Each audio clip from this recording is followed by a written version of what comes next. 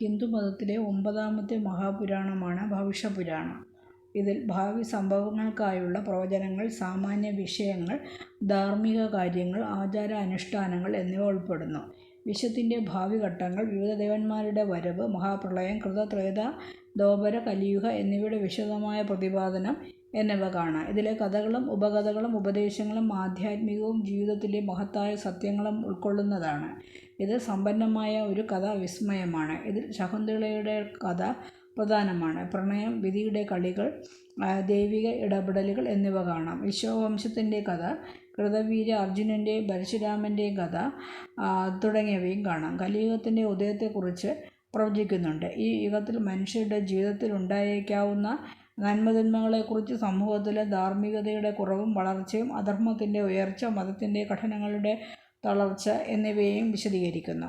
ശിവപൂജയുടെ മഹത്വം, ശിവഭക്തിയിലൂടെ പാപമുക്തി ലഭിക്കുകയും ശക്തി ഉണ്ടാകുകയും ചെയ്യുമെന്നും പറയുന്നു. ചാണക്യൻ്റെ ഉദയം, ചാണക്യ ശാസ്ത്രം ആരംഭിച്ചത്, ചന്ദ്രഗുപ്ത മൗര്യനെക്കുറിച്ച് ഒക്കെ ഇതിൽ പറയുന്നുണ്ട്.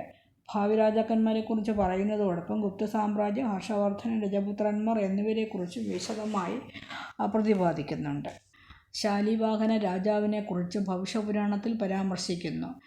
ശതകീർത്തി ശാലിവാഹന എന്ന് ഇദ്ദേഹത്തെ വിളിക്കുന്നു. വിജയനഗര സാമ്രാജ്യത്തിലെ രാജാക്കന്മാരായ ഹരിഹരൻ, ബുക്കൻ എന്നീ രാജാക്കന്മാരെക്കുറിച്ചും അവരുടെ സാമ്രാജ്യത്തിൻ്റെ വളർച്ചയും പരാമർശിക്കപ്പെടുന്നുണ്ട്.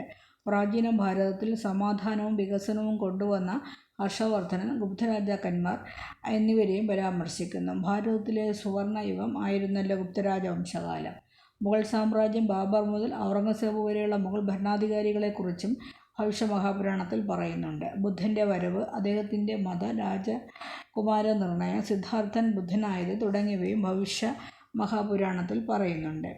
വിവിധ കാലഘട്ടങ്ങളിലെ മനുഷ്യരുടെ ജീവിതം, അവരുടെ ഭാവി കർമ്മപ്രവചനങ്ങൾ, ഭാവി രാജവംശങ്ങളിൽ പൂർവ്വരാജവംശ സംഭവങ്ങൾ എന്ത് സ്വാധീനം ചെലുത്തി, ഹിന്ദുമതത്തിലെ ആചാരങ്ങൾ, മൂല്യങ്ങൾ, ധർമ്മങ്ങൾ, സാമ്രാജ്യങ്ങളുടെ അസ്തമനം, കാലചക്രം, ധർമ്മപാലനമെന്ന ഒരു ദർശനത്തിലൂടെ മനുഷ്യധർമ്മം എങ്ങനെ പരിപാലിക്കണമെന്നത്, സത്യത്തെ എങ്ങനെ പിന്തുടരണം, അനീതിക്കും ചതിക്കുമെതിരായി എങ്ങനെ നിലകൊള്ളണം എന്നിവയെക്കുറിച്ചും ഭവിഷ്യമഹാപുരാണം വിവരിക്കുന്നുണ്ട്. ഭാവിയിൽ ധർമ്മത്തിൻ്റെ അസ്തമനം ലോകത്ത് അക്രമവും അനാചാരങ്ങളും വ്യാപിപ്പിക്കുമെന്ന് ഭവിഷ്യമഹാപുരാണം പറയുന്നു. കാലചക്ര ദർശനമനുസരിച്ച് ലോകം നിരന്തരം മാറുകയാണ്. സത്യയുഗം മുതൽ കലിയുഗം വരെ ദൈവിക ശക്തികൾക്കും മാനുഷിക അക്രമങ്ങൾക്കും ഇടയിലുള്ള പൊരുത്തം മനുഷ്യരാശിയുടെ ഭാഗമാണ്. അധാർമികതയുടെ ആഘാതം ഇതിൽ വിവരിക്കുന്നുണ്ട്. അധികാരം, ധനം എന്നിവ പ്രാപിച്ചിട്ടും അധാർമികമായി പ്രവർത്തിക്കുന്നവർ ഭാവിയിൽ തകർച്ച നേരിടുക തന്നെ ചെയ്യും. അവർക്ക് അവരുടെ പാപങ്ങളുടെ ഫലം അനിവാര്യമാണ്. വ്യത്യസ്ത യുഗങ്ങളിൽ മനുഷ്യരുടെ സ്വഭാവം, വിശ്വാസം, കർമ്മം ഒക്കെ വ്യത്യസ്തമാകുമെന്നും കലിയുഗത്തിൽ അനീതിയും അധർമ്മവും മേലാളിത്തമാകുമെന്നും ദർശിക്കുകയാണ് ഭവിഷ്യ മഹാപുരാണത്തിലൂടെ. ആരോഗ്യവും സമൃദ്ധിയും, ശരിയായ കർമ്മങ്ങൾ, ശുദ്ധമായ ചിന്തകൾ, ആചാരങ്ങൾ എന്നിവ പാലിക്കുന്നവർക്ക് ആരോഗ്യവും സമൃദ്ധിയും ഉണ്ടാകുമെന്നും ദുഷ്പ്രവൃത്തികൾ ആരോഗ്യവും സമാധാനവും നശിപ്പിക്കുമെന്നും പറയുന്നുണ്ട്. മനുഷ്യനെ ധർമ്മവഴിയിൽ നയിക്കുക എന്നതും സത്യത്തിൻ്റെ വീഴ്ചകൾ കാണിച്ചു കൊടുക്കുക എന്നതും ഭവിഷ്യമഹാപുരാണത്തിൻ്റെ പ്രത്യേകതകളാണ്. ഈ ദർശനങ്ങൾ മനുഷ്യരെ അവരുടെ ഭാവി ബുദ്ധിപൂർവ്വം രൂപപ്പെടുത്താൻ സഹായിക്കുന്നു. മനുഷ്യജീവിതത്തിൽ ഭൗതികതയിലും ആത്മീയതയിലും ഭവിഷ്യമഹാപുരാണം ഒരു ദിശാസൂചികയാണ്. ജീവിതത്തിൻ്റെ അനന്ത സാധ്യതകൾ ദർശിക്കുന്നതോടൊപ്പം പ്രതിസന്ധികളും മുന്നറിയിപ്പായി ദർശിച്ചു കാണുന്നുണ്ട്. ആധുനിക ലോകം അതിൻ്റെ സാങ്കേതിക വിദ്യകളും പുരോഗതികളും അടിസ്ഥാനമായിരിക്കുന്ന ഈ സമയത്ത് ഭവിഷ്യമഹാപുരാണം മനുഷ്യരെ സുവ്യവസ്ഥകൾ പിന്തുടരാൻ പ്രേരിപ്പിക്കുന്നു. ധർമ്മവും ആധുനിക മൂല്യങ്ങളും, സാങ്കേതികവിദ്യയും നവോത്ഥാനവും, പ്രകൃതിയും പരിസ്ഥിതിയും, ഭരണസാങ്കേതിക വിദ്യകളും അന്താരാഷ്ട്ര ബന്ധങ്ങളും ഒക്കെ വിപുലമായി ഭവിഷ്യമഹാപുരാണത്തിൽ പ്രതിപാദിക്കുന്നുണ്ട്.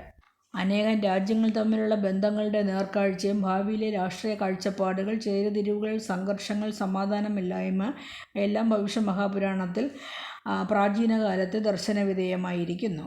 ശിവൻ്റെ ഗണമായ ഭദ്രകാളിയുടെ കഥ, ശ്രീകൃഷ്ണൻ്റെ കാലത്തെ സംഭവങ്ങൾ, ശങ്കരാചാര്യരുടെ അവതാരം, കലിയുഗം, ഇന്ദ്രപ്രസ്ഥ നഗരത്തിൻ്റെ വളർച്ച, വിശ്വാമിത്രൻ, വിശ്വകർമ്മൻ, മതങ്ങളെ സംബന്ധിച്ച പ്രവചനങ്ങൾ എന്നിവയും ഭവിഷ്യമഹാപുരാണത്തിൽ കാണാം.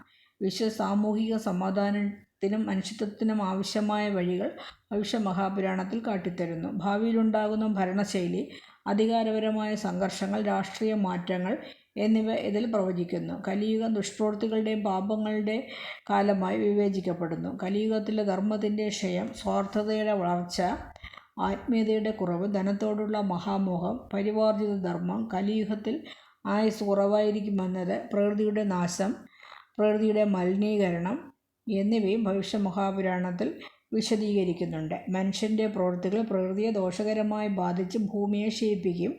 ഭവിഷ്യ മഹാപുരാണത്തിൽ രാജ്യങ്ങളും സമൂഹങ്ങളും തമ്മിൽ അധികാരത്തിൻ്റെ പേരിൽ സ്ഥിരമായ യുദ്ധങ്ങൾ നടക്കുമെന്നും നേരത്തെ തന്നെ പ്രവചിച്ചിട്ടുണ്ട്. മനുഷ്യത്വം നഷ്ടപ്പെട്ട് ദയയില്ലാത്തൊരു സമൂഹം ഉദയം ചെയ്യും. വരുന്ന കാര്യങ്ങളും ഇപ്പോൾ നടന്നുകൊണ്ടിരിക്കുന്നതും നൂറ്റാണ്ടുകൾക്ക് മുമ്പ് തന്നെ പുരാണങ്ങളിൽ പ്രതിപാദിച്ചിരിക്കുന്നതും നമുക്ക് കാണാൻ കഴിയും. പുണ്യകർമ്മങ്ങൾ കുറവും പാപകർമ്മങ്ങൾ കൂടുതലുമാണല്ലോ കലിയുഗത്തിൽ. മഹാത്മാക്കളുടെ പുണ്യകർമ്മങ്ങൾക്ക് വില കുറയുകയും മതപ്രവർത്തനങ്ങൾ മലീമസമാവുകയും ചെയ്യും. ശുഭലക്ഷണങ്ങളുള്ള മഹാത്മാക്കളും യോഗികളും ഭക്തിയും ആത്മീയതയും പാലിച്ച് സമൂഹത്തിൻ്റെ ഉന്നതിക്ക് വേണ്ടി പ്രവർത്തിക്കുമെന്നും ഭവിഷ്യ മഹാപുരാണം പറയുന്നുണ്ട്. വിഷ്ണുവിൻ്റെ ദശാവതാരങ്ങളിൽ അവസാനത്തേതാണ് കൽക്കി. കലിയുഗത്തിൻ്റെ അവസാന ഘട്ടത്തിൽ കൽക്കി അവതാരമെടുക്കും. ധർമ്മം, നീതി, സത്യം എന്നിവ നഷ്ടപ്പെട്ട് ഭൗതികതയുടെ അടിമകളായി മനുഷ്യരെ ധർമ്മത്തിൻ്റെ പുനഃസ്ഥാപനത്തിൽ കൂടി ഉയർത്തും. അവസാന വിജയം സത്യത്തിനാണ്. ഓരോ വ്യക്തിയുടെയും ജീവിതത്തിൽ സത്യവും ധർമ്മവും നിലനിർത്താനും കൽക്കി പ്രചോദനം നൽകും. കൽക്കി ശംഭല എന്ന ഒരു സ്ഥലത്താണ് ഉദയം ചെയ്യുന്നത്. ചില മതപണ്ഡിതന്മാർ ശംഭല ഉത്തരാഖണ്ഡിലെ ഒരു ഗ്രാമമോ ഹിമാലയത്തിലെ സങ്കല്പപരമായൊരു സ്ഥലമോ ആകാമെന്ന് പറയുന്നു. അധർമ്മം ഏറ്റവും കൂടുതൽ പടർന്നു പന്തലിക്കുന്ന കലിയുഗത്തിൽ ഭഗവാൻ വിഷ്ണു കൽക്കിയായി അവതരിക്കുമെന്ന് പുരാണങ്ങൾ. കൽക്കി കുതിരപ്പുറത്തേറി വാൾ പിടിച്ചുകൊണ്ട് ഭൂമിയിൽ അധർമ്മവും അനീതിയും നശിപ്പിക്കുമെന്നാണ് വിശ്വാസം. അനീതി, സ്വാർത്ഥത, മതനാശം എന്നിവ അതിൻ്റെ ഉച്ചകോടിയിലെത്തുമ്പോൾ കൽക്കി അവതരിക്കും. കലിയുഗം അവസാനിച്ച് സത്യയുഗം തുടങ്ങുമെന്നും ഭവിഷ്യ മഹാപുരാണത്തിൽ പ്രതിപാദിക്കുന്നുണ്ട്. ഹിന്ദു പുരാണങ്ങളിൽ കലിയുഗത്തിൻ്റെ ആകെ ദൈർഘ്യം 4,32,000 വർഷമെന്നും പറയുന്നു. അതിൽ 5,000 വർഷം കഴിഞ്ഞുവെന്നും പറയുന്നു. കൃത്യമായ രേഖ പുരാണങ്ങളിൽ പറഞ്ഞു കാണുന്നില്ല. പ്രളയം, ഭൂകമ്പം ഒക്കെ കലികാലത്തിൽ വന്നുകൊണ്ടേയിരിക്കുന്നു. അപ്പോൾ തന്നെ മനുഷ്യരാശിയുടെ എണ്ണത്തിൽ വൻ കുറവുണ്ടാകും. അനീതിയുടെ പരമാവധി എത്തുമ്പോൾ ദൈവികമായ ഒരു ഇടപെടൽ, അതാണ് കൽക്കി അവതാരം. ഇതിൻ്റെ ഉള്ളടക്കം നോക്കുകയാണെങ്കിൽ ബ്രഹ്മപർവം, മധ്യപർവം, പ്രതിസർഗപർവം, ഉത്തരപർവം ഇങ്ങനെ വിഭജിച്ചിട്ടുണ്ട്. ബ്രഹ്മപർവത്തിൽ 1 മുതൽ 216 അധ്യായങ്ങളിലായി ബ്രാഹ്മണ സംസ്കാരം, ഉപനയന വിധി വർണ്ണനം, സ്ത്രീലക്ഷണം, വിവാഹധർമ്മം, നരവൃത്ത വർണ്ണനം, ഗൃഹധർമ്മം, പ്രതികൽപ്പം, ഗണപതികൽപ്പം, പുരുഷലക്ഷണം തുടങ്ങിയവ വർണ്ണിച്ചിട്ടുണ്ട്. നാഗപഞ്ചമി വ്രതം, ഷഷ്ഠി മഹാത്മ്യം, വർണ്ണവ്യവസ്ഥാ വർണ്ണനം, സൂര്യപൂജ, സൂര്യഗതി, സൂര്യമഹിമ, രഥയാത്ര, സൂര്യയോഗ തുടങ്ങിയവ വർണ്ണിച്ചിരിക്കുന്നു. സ്വപ്നദർശനം, നാരദ സംഗമം, ഭാനുമഹിമ, രോഗഹര വിധി, വിജയവാരിധി, ജയന്തി വിധി, നന്ദവിധി തുടങ്ങിയ വർണ്ണനകളും കാണാം. കാമദ സപ്തമി, ആദിസ്തുതി, പ്രതിഷ്ഠാസ്ഥാപന വിധി, ധ്വജാരോപ വിധി, കാലചക്ര വർണ്ണന, ദാരുപരീക്ഷ വർണ്ണനം, ദീപദാന മാഹാത്മ്യ വർണ്ണനം, പാപനാശിനി വിധി വർണ്ണനം, സൂര്യദീക്ഷ വർണ്ണനം, ഗോദാന വർണ്ണനം തുടങ്ങിയവയും കാണാൻ സാധിക്കും. പ്രഥമഖണ്ഡത്തിൽ ധർമ്മ മാഹാത്മ്യ വർണ്ണന അധ്യയനവും അധ്യാപനവും, അഗ്നിസ്തുതി, മണ്ഡലവർണ്ണനം തുടങ്ങിയവയും കാണാം. ദ്വിതീയ ഖണ്ഡത്തിൽ 1 മുതൽ 20 വരെയുള്ള അധ്യായങ്ങളിലായി വേദികളും പത്മമണ്ഡലങ്ങളും, കലശനിർണയം, നവഗ്രഹ പൂജ, യോഗപ്രതിഷ്ഠ, യാഗത്തിലെ നിർദ്ദേശങ്ങൾ, അർഘ്യമായ ദാനവിധി, ഏകാദശി, ദ്വാദശി, ത്രയോദശി വർണ്ണനം തുടങ്ങിയവ കാണാം. തൃതീയ ഖണ്ഡത്തിൽ 1 മുതൽ 17 വരെ അധ്യായങ്ങളിലായി ആരാമവിശേഷം, കൂവളപ്രതിഷ്ഠ, മണ്ഡപപ്രതിഷ്ഠ, സേതു പ്രതിഷ്ഠാനം, വടസ്ഥാനം, ദുർനിമിത്തങ്ങളും ഗ്രഹദോഷങ്ങളും പരിഹാരങ്ങളും എന്നിവയും പറഞ്ഞിട്ടുണ്ട്. പ്രതിസർഗ പർവ്വതത്തിൽ പ്രഥമ ഖണ്ഡത്തിൽ 1 മുതൽ 7 വരെ അധ്യായങ്ങളിലായി കൃതയുഗ ഭൂഭാഖ്യാനം, ത്രേത, ദ്വാപര, കലിയുഗ ഭൂഭാഖ്യാനം തുടങ്ങിയവയും കാണാം. ദ്വിതീയ ഖണ്ഡത്തിൽ 1 മുതൽ 35 അധ്യായങ്ങളിലായി കലിയുഗ ഇതിഹാസ സമുച്ചയ വർണ്ണനം, കുസുമാദേവി, ചിരഞ്ജീവി, ഗുണശേഖര പത്നി, ധർമ്മവല്ലഭ, ചന്ദ്രവല്ലി, ജീമൂതവാഹന, മോഹിനി കഥ തുടങ്ങിയ കഥാവർണ്ണനകളും കാണാം. തൃതീയ ഖണ്ഡത്തിൽ 1 മുതൽ 32 വരെ അധ്യായങ്ങളിലായി ശിവന് നൽകിയ ശാപം, അനങ്കപാലകഥ, മഹീപതി, നേത്രസിംഹൻ, ശാരദാദേവി, ജയന്തൻ, ദ്രൗപദി, ഇന്ദുലൻ, ലഹന്റെ ചിത്രരേഖ, മഹീരാജ്, മഹീപതി, തുടങ്ങിയവരുടെ കഥകളും കാണാം. ചതുർഖണ്ഡത്തിൽ 1 മുതൽ 26 അധ്യായങ്ങളിലായി മാധവൻ, ശ്രീധരൻ, വരാഹമിഹിരൻ, കൃഷ്ണ ചൈതന്യൻ, വാൽമീകി, ശങ്കരാചാര്യർ, ഭാരതീശൻ, ഭൈരവൻ, രാവണൻ, ഹനുമാൻ ഇവരുടെ ജന്മകഥകളും ഇക്ഷാകു വംശാരംഭവും വ്യക്തമായി ഭവിഷ്യമഹാപുരാണത്തിൽ ചിത്രീകരിക്കുന്നുണ്ട്. പുരുഷലക്ഷണം, സ്ത്രീലക്ഷണം, അവരുടെ കർമ്മങ്ങൾ, വിനായകൻ്റെ പൂജാവിധി, വിനായകനെ ചന്ദ്രൻ, താമര, മധുരപലഹാരം എന്നിവയെ കൊണ്ട് പൂജിക്കണമെന്നത്, തിഥികളിൽ വെച്ച് ഉത്തമമായ ചതുർത്ഥിയിൽ ഉപവസിച്ചാലുണ്ടാകുന്ന ഫലം എന്നിവയൊക്കെ ഭവിഷ്യമഹാപുരാണത്തിൽ വിവരിക്കുന്നുണ്ട്. ആദിത്യൻ്റെ മഹിമയെക്കുറിച്ച് വളരെ വിശദമായി പ്രതിപാദിക്കുന്നുണ്ട്.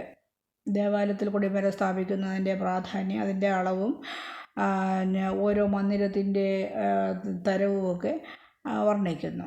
ചരിത്ര സംഭവങ്ങൾ, ചരിത്ര പുരുഷന്മാർ, മാധവാചാര്യൻ, ധന്വന്തരി, നാമദേവൻ, കബീർ, നാനക്, നിത്യാനന്ദൻ, തുളസീദാസ്, കൃഷ്ണചൈതന്യൻ, അക്ബർ, ജഹാംഗീർ അങ്ങനെ 19-ാം നൂറ്റാണ്ടിൽ ജീവിച്ചിരുന്ന മഹാരഥന്മാരുടെ കാര്യങ്ങളും ഇതിൽ പ്രതിപാദിക്കുന്നുണ്ട്. 19-ാം നൂറ്റാണ്ട് വരെയുള്ള മഹാരഥന്മാരെക്കുറിച്ച് പരാമർശിക്കുമ്പോൾ മഹാപുരാണം പല പരിഷ്കാരങ്ങൾക്കും വിധേയമായിട്ടുണ്ടെന്ന് കാണാം. വ്യാസൻ്റെ പ്രധാന ശിഷ്യരിൽ ഒരാളാണ് സുമന്തു സദാനികന് പറയുന്ന രീതിയിലാണ് ഭവിഷ്യപുരാണം. ബ്രഹ്മ, വിഷ്ണു, മഹേശ്വരന്മാർ ഒരിക്കൽ പിണങ്ങി ദിക്കറിയാതെ ഇരുട്ടിൽപ്പെട്ട് ഉഴറിയപ്പോൾ സൂര്യൻ പ്രത്യക്ഷപ്പെട്ട് സമാശ്വസിപ്പിച്ച കഥ. ചരാചരങ്ങളെല്ലാം